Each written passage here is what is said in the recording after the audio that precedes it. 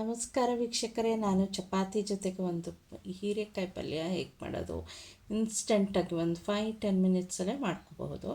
ಇದಕ್ಕೆ ಎಳೆಯದಾಗಿರೋ ಅಂತಹ ಹೀರೆಕಾಯಿ ತೊಗೊಂಡು ಅದನ್ನು ಈ ರೀತಿ ಹೊರ್ಕೊಂಡು ತೊಳೆದು ಇಟ್ಕೊಂಡಿದ್ದೀನಿ. ಇದನ್ನು ಸಣ್ಣದಾಗಿ ಬೀನ್ಸ್ ಪಲ್ಯ ಮಾಡುವಾಗ ಹೇಗೆ ಹೆಚ್ಚಿಟ್ಕೋತೀವೋ ಆ ರೀತಿ ಹೆಚ್ಚಿಟ್ಕೊಂಡಿದ್ದೀನಿ. ಇದಕ್ಕೆ ಈರುಳ್ಳಿ ತೊಗೊಂಡಿದ್ದೀನಿ ಆಮೇಲೆ ಒಂದು 6 ಮೆಣಸಿನ್ಕಾಯಿ ತೊಗೊಂಡಿದ್ದೀನಿ, ಒಗ್ಗರಣೆಗೆ ಕರಿಬೇವು, ಅರ್ಧ ಟೊಮೊಟೊ ತೊಗೊಂಡಿದ್ದೀನಿ ಹುಳಿ ಬರಲಿ ಅಂತ, ಮತ್ತು ಒಂದು ಸ್ವಲ್ಪ ಕಾಯಿ ತುರಿ ತೊಗೊಂಡಿದ್ದೀನಿ. ಕಾಯಿ ತುರಿ ಜಾಸ್ತಿ ಹಾಕಿದ್ರೂ ಚೆನ್ನಾಗಿರುತ್ತೆ. ಮೊದಲಿಗೆ ಬಾಣಲಿಗೆ ನಾವು ಎಣ್ಣೆ ಹಾಕ್ಕೋತಾ ಇದ್ದೀನಿ. ಎಣ್ಣೆ ಹಾಕ್ಕೊಂಡು ಇದಕ್ಕೆ ಬೇಕಾದರೆ ಸಾಸಿವೆ ಹಾಕ್ಕೋಬೋದು, ಇಟ್ ಈಸ್ ಆಪ್ಷನಲ್ ಥಿಂಗ್. ಜೀರಿಗೆನೂ ಹಾಕ್ಕೋಬೋದು. ಈಗ ನಾನು ಕರಿಬೇವು ಹಾಕಿ ಹೆಚ್ಚಿಟ್ಕೊಂಡಂತಹ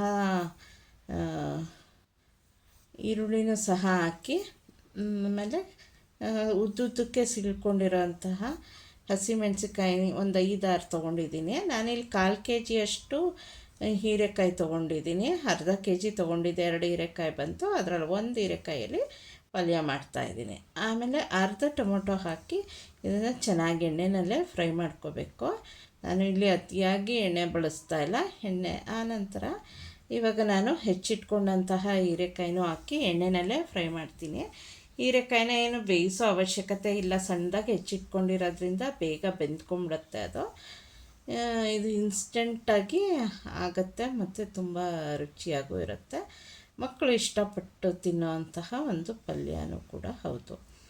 ಇದರಿಂದ ಏನು ಅನುಕೂಲ ಅಂತಂದರೆ, ಸಿವಿಯರ್ ಆ್ಯಸಿಡಿಟಿ ಇದ್ದರೆ, ನಮ್ಮ ದೇಹದೊಳಗೆ ಅಲ್ಸರ್ ಆಗಿದ್ದರೆ, ಹೊಟ್ಟೆ ಅಥವಾ ಇದು ಅನ್ನನಾಳದಲ್ಲೆಲ್ಲ ಅಲ್ಸರ್ ಆಗಿದ್ದರೆ ಈ ಹೀರೆಕಾಯಿ ರಸ ಬಿದ್ದರೆ ಅಲ್ಸರೆಲ್ಲ ಕ್ಯೂರ್ ಆಗುತ್ತೆ, ಕಮ್ಮಿ ಆಗುತ್ತೆ. ಅದಕ್ಕೆ ಇದನ್ನು ನಿಮ್ಮ ಮೆಡಿಕೇಷನ್ ಜೊತೆ ಇದನ್ನು ಸಹ ಹೋಮ್ ರೆಮಿಡಿಯಾಗಿ ಉಪಯೋಗಿಸ್ಕೋಬಹುದು. ಇವಾಗ ನಾನು ಇದನ್ನು ಚೆನ್ನಾಗಿ ಎಣ್ಣೆನಲ್ಲೇ ಫ್ರೈ ಮಾಡ್ತಿದ್ದೀನಿ. ಒಂದು 5-10 ನಿಮಿಷ ಚೆನ್ನಾಗಿ ಫ್ರೈ ಮಾಡ್ಕೋಬೇಕು.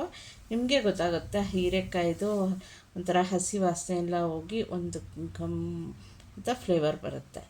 ಈಗೆಲ್ಲ ಆಗಿದೆ. ಕಾಯಿ ತುರಿ ಹಾಕ್ಕೊಳ್ತಾ ಇದ್ದೀನಿ. ಕಾಯಿ ತುರಿ ಹಾಕ್ಕೊಂಡು ನಾನು ಚೆನ್ನಾಗಿ ಫ್ರೈ ಮಾಡ್ತಿದ್ದೀನಿ. ಯಾಕೆ ಅಂದರೆ ಇದನ್ನು ಬಾಕ್ಸ್ಗೆ ಮಕ್ಕಳು ತೊಗೊಂಡೋಗ್ಬೇಕಲ್ಲ, ಸೊ ಕಾಯಿ ಎಲ್ಲ ಹಾಕಿದ್ರೆ ಬೇಗ ಹಾಳಾಗಬಾರ್ದು ಅನ್ನೋ ಒಂದೇ ಉದ್ದೇಶಕ್ಕೆ ಅದನ್ನು ಒಂದು ಸ್ವಲ್ಪ ಫ್ರೈ ಮಾಡ್ತಾಯಿದ್ದೀನಿ.